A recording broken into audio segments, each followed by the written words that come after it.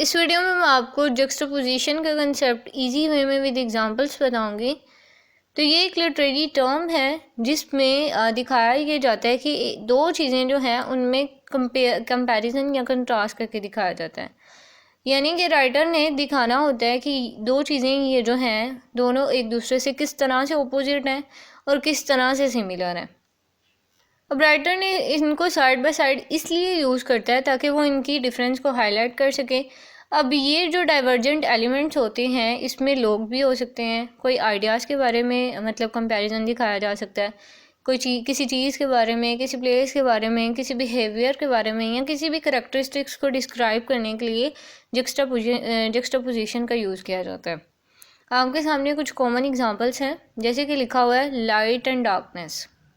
Obviously ये दोनों चीज़ें एक दूसरे से ऑपोजिट हैं, एंटोनिम है, यानी लाइट और डार्कनेस दोनों डिफरेंट चीज़ें हैं। अब इनके अंदर कंपैरिजन और कंट्रास्ट जो है वो दिखाया जाता है। वेल्थ एंड पॉवर्टी, यानी ये रिचनेस और पॉवर्टी के बारे में दिखाया जा सकता है।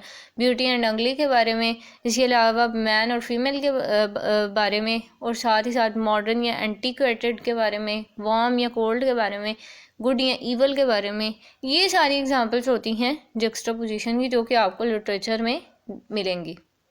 अब अगर आपने सिंड्रेला की मूवी देखी हो तो उसमें सिंड्रेला और उसकी जो स्टेप सिस्टर्स हैं उनकी किस तरह से कंपेयर और कंट्रास्ट दिखाया हुआ होता है कि सिंड्रेला कितनी डिफरेंट है उनसे और उसकी स्टेप सिस्टर्स किस तरह की हैं। ये चीज़ें जो थी ना, ये होती हैं जक्स्टापोजिशन की एग्जांपल, जो कि लिटरेरी टेक्निक इसको हम कहते हैं।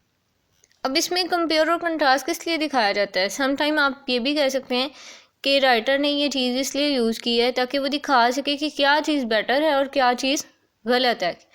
ऑब्वियसली आपने मतलब उसमें यही देखा होगा कि सिंड्रेला में एंड पे सिंड्रेला जो है उसको मतलब एक प्रिंस भी मिल जाता है और उसको एक अच्छी लाइफ भी मिल जाती है। बेशक वो पहले हार्ड टाइम था उसका, लेकिन एट द एंड जो था उसका बहुत अच्छा होता है। जबकि उसकी जो स्टेप सिस्टर्स होती हैं वो वहीं के वहीं रह जाती हैं और उनके साथ कोई इतना खास उन्हें रिवॉर्ड नहीं मिलता।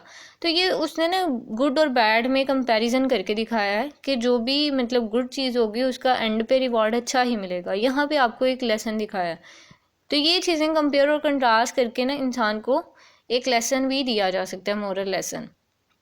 इसके अलावा सब टाइम ह्यूमर भी क्रिएट किया जाता है और भी बहुत सी रीजंस होती हैं। तो ये कंसेप्ट था जक्स्टापोजिशन का। आई होप कि आपको समझ आ गई होगी। इससे रिगार्डिंग आपका कोई क्वेश्चन है, कोई ओपिनियन है, वो आप मुझे कमेंट सेक्शन में बताएं। And thank you so much for watching.